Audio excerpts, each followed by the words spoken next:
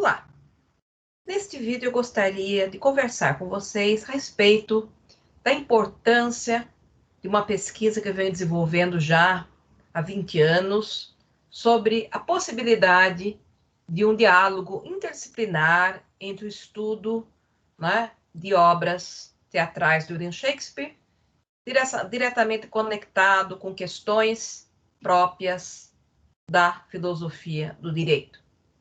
Bom, inicialmente eu gostaria de apontar que esse estudo ele veio à minha mente exatamente há 20 anos atrás, quando eu tive a oportunidade de assistir no Teatro Londrino, a encenação de duas peças que foram trabalhadas pelo mesmo elenco, pelo mesmo diretor em dias alternados. Essas peças eram Ricardo II e a peça Coriolano.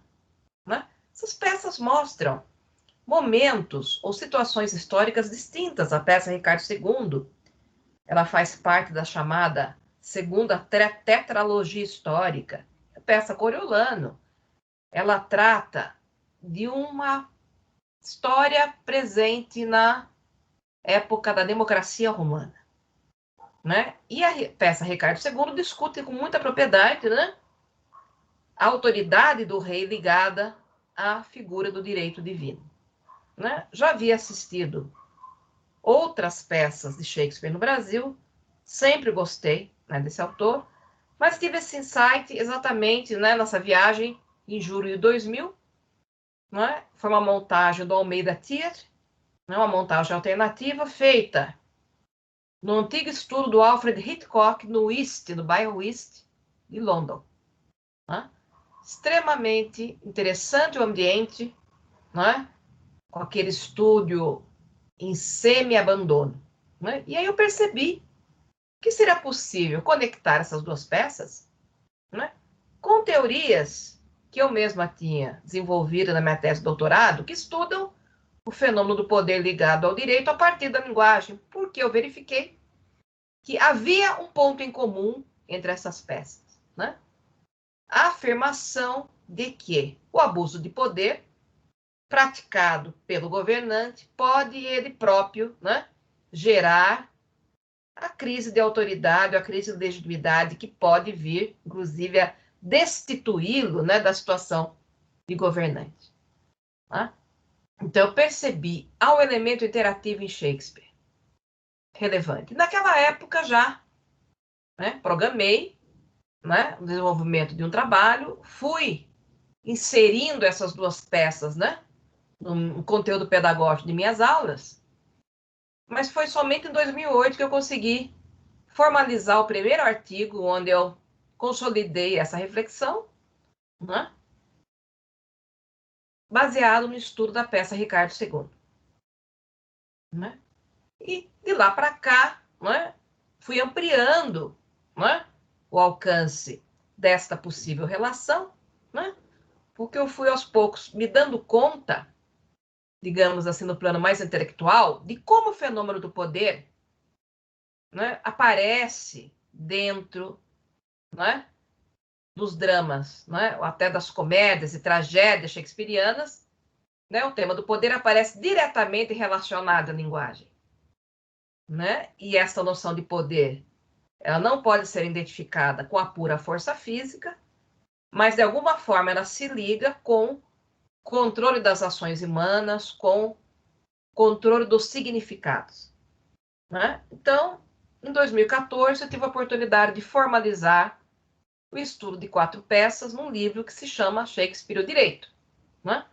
Essas duas peças originárias, que de alguma forma geraram um insight intelectual, obviamente fazem parte do livro, e eu procurei estabelecer uma certa linha narrativa entre a peça Ricardo II, uma segunda peça que também se passa no cenário democrático romano, que é Júlio César, depois o Análise do Coriolano, e por último, uma peça que é fabular chamada Tempestade. E eu procuro mostrar que em todas essas peças a questão do abuso de poder, praticado pela autoridade, numa percepção mais didática nesse vídeo. O que eu diria? O abuso do poder ele ocorre quando a própria autoridade desobedece às suas regras, quando a própria autoridade desafia as suas regras. Então, ela gera condições, né, de enfraquecimento da sua própria, digamos assim, do seu próprio poder de mando. Não é? E essa situação vai aparecer nessas três peças iniciais, que são peças que têm, digamos assim, né, uma ligação histórica. Ricardo II vai discutir, né, se realmente o direito divino pode realmente indicar uma visão de mando totalmente desconectada da interação. E a leitura de Shakespeare vai ser muito crítica, porque o próprio rei Ricardo, né, ele é alguém que assimila linguisticamente dos ideais políticos e religiosos do direito divino dos reis, e não percebe a interação. E ao praticar certas ações abusivas que desafiam a própria hereditariedade, né, que é a base da constituição do direito divino, ele acaba sendo destronado por seu primo. Em Júlio César, nós não temos propriamente a verificação de abuso de poder, mas a construção linguística do abuso, né? Promovida pelos conspiradores, liderados por Cássio, que planejaram, né, uma desconfirmação mortal da autoridade de César, né? Que naquele momento gozava de bastante reconhecimento popular. Então, o que nós vemos na peça? Todo um trabalho de poder, né, de construção do significado de Cássio, dirigido à figura política de Brutus, que era o principal aliado de Júlio César, construindo a narrativa, né, do discurso e que César iria eventualmente, né, ele próprio, destituir a democracia romana. Então, com isto, né, Brutus é persuadido a aderir ao plano da conspiração, a ação desconfirmadora mortal se consolida, e o ápice da peça é mostrar exatamente, né, a justificativa que deve ser dada ao povo. Né? E a intenção dos conspiradores é que Brutus justifique a morte de César como tendo o sentido de um ato, né, de subversão legítima em nome, né, de se evitar o fim da democracia. Né? Mas nós sabemos que no cenário entra a ação discursiva de Marco Antônio, que também é outro aliado de César, que de uma forma dissimulada, né, vai reconstruir, né, a partir do discurso de Brutus, né, a ideia de que a morte de César tem o significado, sim, de um crime, de um ato ilícito, ou seja, ele reconstrói linguisticamente a autoridade de César. Né? Então, a peça vai mostrar de forma muito interessante como o povo é vulnerável, né? Como a linguagem tem o poder de modificar, de provocar ações. Né? Porque inicialmente o povo confirma o discurso de Brutus e confirma a ideia, né, de que, digamos assim, era necessário, era legítimo promover aquele desafio mortal à autoridade de César. E a seguir, Marco Antônio, usando do recurso da ironia, das emoções, né, consegue, sem falar mal literalmente dos confirmados, dos rebeldes, né, dos conspiradores, porque ele faz esse acordo, né, ele se compromete a só falar bem de César e não falar mal dos conspiradores, consegue, né, trabalhando o discurso da ironia, associando a frase, né? César era um homem ambicioso e Brutus um homem honrado. Três situações onde o exemplo diz exatamente o inverso, então ele usa o recurso da ironia, mostra as chagas e depois mostra o testamento de César, generoso do ponto de vista financeiro ao povo. Ele consegue, né, ressignificar essa confirmação numa desconfirmação popular, né, ao ato desconfirmador dos conspiradores, que vai gerar a guerra civil. Né? E no final, quem vence a guerra? Marco Antônio, né? E Brutus é o mau estrategista, até na guerra, e finalmente ele se dá conta de que ele sofreu efeitos do discurso de poder, né? No momento em que Brutus, ou em que Cássio consegue conquistar a sua adesão ao plano. Ele se dá conta desta manipulação de linguagem, ele se dá conta que haviam outros interesses por detrás, né, do grupo conspirador. Havia inveja, havia ambição, e não apenas o nobre desejo de evitar que Roma, né, permanecesse nas mãos de um futuro tirano, né? Mas Brutus representa exatamente o personagem que não percebe a existência, né, daquilo que a gente vai chamar de violência simbólica no discurso, ou seja, aquelas situações de força que estão na base da situação comunicativa, eventualmente são dissimuladas, são encobertas, né? A peça Coriolano, né, é uma peça extremamente interessante porque vai colocar em xeque, né, se é possível, né, manter politicamente, né, um governante que se recusa a assumir o discurso da violência simbólica. Que Coriolano é um grande herói de guerra, né? Ele é completamente talhado para a guerra, mas ele desafia as normas, né, que constituem a democracia romana, porque ele tem uma visão aristocrática, desigual e tem desprezo pelo povo, né? Então, todo o drama da peça, né, tem por base uma situação de crise que existe entre os plebeus, a aristocracia, né, porque há falta de comida, e a dificuldade de Coriolano tentar se ajustar ao modelo, né, interativo da época, que exigia que para que fosse tornado cônsul, deveria pedir a confirmação jurídica popular, né? E para fazer isso, ele teria que construir um discurso de violência simbólica, dissimulando seu asco, seu desapego ao povo, né? E a peça é bastante interessante, porque esse personagem não consegue, evidentemente, se sustentar. A linguagem dele reflete a sua própria constituição de violência. Ele é extremamente agressivo, né? E ele diz exatamente o que ele pensa sobre o povo. E o que ele pensa sobre o povo é algo extremamente impactante e muitas vezes agressivo, né?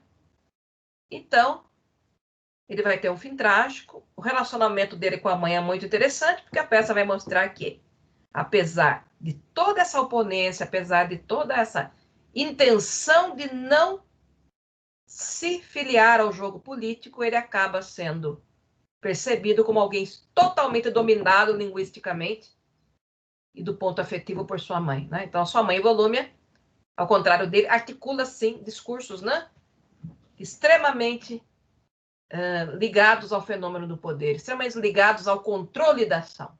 E a última peça, a peça Tempestade, ela tem um caráter fabular, extremamente interessante, ela vai retomar todos esses temas da violência, abuso de poder, crise, né, de autoridade, conspirações, e vai deixar uma mensagem de otimismo. Mas um otimismo construído dentro de uma possibilidade fabular. E aí nós percebemos, né, o brilhantismo de William Shakespeare, né? Há outras duas peças que eu também já estudei, extremamente interessantes para nós pensarmos o fenômeno interpretativo jurídico ligado, né, às decisões, que é a peça O Mercador de Veneza e a peça Otelo. O Mercador de Veneza vai nos trazer, né, o cenário de um julgamento efetivo, né, onde a figura do Shylock vai ser determinante, embora a peça Otelo não mostre o julgamento jurídico, digamos assim, há um julgamento moral feito por ele, né, ligado a uma certa atitude radical de posição de uma pena, né, a sua esposa Desdémona, condenada por ele, entre aspas, por suposta prática de adultério. Então, em todas essas peças, o que nós podemos perceber, né? Como espectadores, nós observamos sempre uma situação onde o nosso posicionamento é de onisciência. Nós percebemos situações de linguagem que os personagens que estão no palco não conseguem captar. Então, aí existe um componente extremamente didático, né, nesta onisciência. Né? E o destino dos personagens em Shakespeare vai ser traçado diretamente por suas escolhas, por suas ações. Né? E Shakespeare faz uma leitura extremamente complexa da natureza humana, evitando qualquer situação de reducionismo, qualquer situação de maniqueísmo. Né? Ele procura mostrar de uma forma muito, a meu ver, sensível, tudo que nós podemos ter de bom, mas tudo que nós podemos ter de ruim. Né? E é nesse campo, né, de uma certa afirmação permanente de nossas falhas, nossas virtudes, é que nós vamos perceber o destino desses personagens, que não tem a visão alargada que nós temos. Né? Normalmente, nas tragédias, né, eles adquirem essa visão, mas alargaram no final, próximos, normalmente, da sua morte. Né? Outra peça extraordinária que nós também podemos destacar é a peça Lear, né? Que vai, desde o início, discutir esta noção de autoridade, mas também vai discutir a questão da autoridade política, mas também da autoridade do pai. Né? E nós vemos com muita clareza, né, como a sua decisão de, né, dividir o reino com as duas irmãs, que são as que têm um discurso dissimulado, e banir, né, a única filha, Cordélia, que de fato usa um discurso sincero, isso vai trazer consequências trágicas. Né? Então, o estudo de Shakespeare, a meu ver, embora ele também necessite, né, de toda uma pesquisa de texto, uma pesquisa literária, né, mas não pode abrir mão desse contato epidérmico, né, com o teatro. Né? Não é possível estudar Shakespeare copiando programas, copiando textos, mas é preciso que, mesmo tendo em vista as diversas montagens possíveis, é preciso que alguma dessas montagens esteja presente na nossa mente, para que o desenvolvimento, né, desse estudo também tenha um sentido emocional. Né? E por que muitos atores consideram difícil estudar, encenar Shakespeare, ou representar Shakespeare? Né? Porque ele vai trazer toda essa complexidade humana, né? E ele vai trabalhar a linguagem não só num plano formal, ou seja, uma sofisticação de linguagem através do verso da prova na própria fala, do ponto de vista formal, mas há também o posicionamento da própria linguagem como tema. Né? E o ator ele tem que ter essa capacidade de incorporação dessa complexidade humana, onde às vezes o certo e o errado, o bem e o mal vêm juntos. Né? Por detrás, entre aspas, dos grandes vilões, entre aspas, shakespearianos, existem pessoas extremamente também frágeis. Né? A peça Coriolano que eu acabei de mencionar, né, nós percebemos ao final essa contraposição de toda aquela agressividade de guerra, né, sobreposta a uma fragilidade emocional, né, que o personagem tem com sua mãe. Né? Então, Coriolano recusa-se, né, ativamente a usar o discurso da violência simbólica na política. Ele despreza o povo, ele acha, digamos assim, ilegítimo, né, pedir a conformação do povo e confirmar as regras. E vai ter um final trágico, né? Ele vai ser banido como traidor e depois vai ser morto por seu aliado. Mas, né, em O Rei Lear, né, é somente a partir do banimento que ele se dá conta, né, desta situação, né, de incapacidade de ver, né, a saída mais equilibrada, né, que seria aquela de ter acolhido, né, a filha de fato amorosa e ter afastado as filhas dissimuladas. Né? Então, estudar Shakespeare é um grande exercício, né, de percepção da nossa condição humana. Né? Harold Bloom vai dizer que Shakespeare nos inventou na medida em que ele nos dá referências, né, de reconhecimento de todas as nossas, né, virtudes e todos os nossos defeitos. Né? principalmente dos nossos defeitos.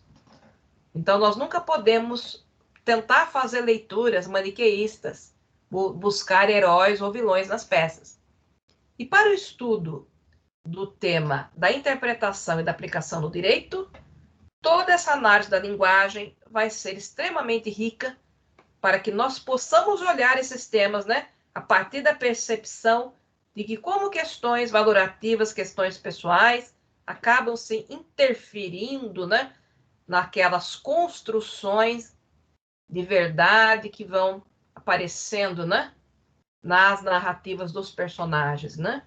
Então, se nós olharmos todo esse fenômeno contemporâneo que existe hoje na política, de radicalismo, de construção de fake news, eu recomendo, né, o contato, a retomada, para alguns, né, do pensamento de Shakespeare, não só do texto das peças, mas da experiência. Há bons filmes, né, que falam sobre essas peças. Né? O Mercador de Veneza, ele foi filmado em 2004, uma versão com o diretor britânico, o filme é muito bom. Né? Quem encarna o Shylock é o Al Pacino, né? E nós temos uma versão clássica de Otelo, por exemplo, né? Feita pelo Orson Welles, que é extremamente interessante, que também filmou Macbeth, outra peça extraordinária, que vai mostrar exatamente, né, os limites do uso da violência, né, para a legitimação do poder. Né? Eu não escrevi ainda sobre Macbeth, sobre o Rei Lear, mas são duas peças que eu pretendo futuramente incorporar, né, na elaboração de textos. Então, no mundo onde as pessoas veem a linguagem uma perspectiva tão ingênua, começar a simplesmente representar-se uma realidade, né? E a partir dessa premissa fica fácil você construir, né, discursos de fake news que sempre existiram, mas hoje, com esse alcance, né, que as redes sociais possibilitam, né, ao potencializar a comunicação, você consegue potencializar aspectos construtivos e destrutivos como esse de fake news. Né?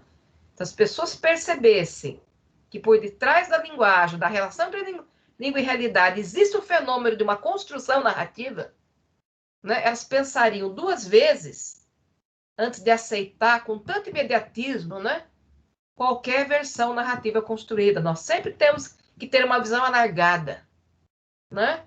Em contraponto às fake news, não existe a verdade total, mas nós temos que ter um olhar crítico e abrangente sobre a linguagem, checar mais de uma versão, ponderar. É essa saída que temos, porque nós não acessamos a linguagem, nós não acessamos a realidade diretamente, senão através da linguagem, né?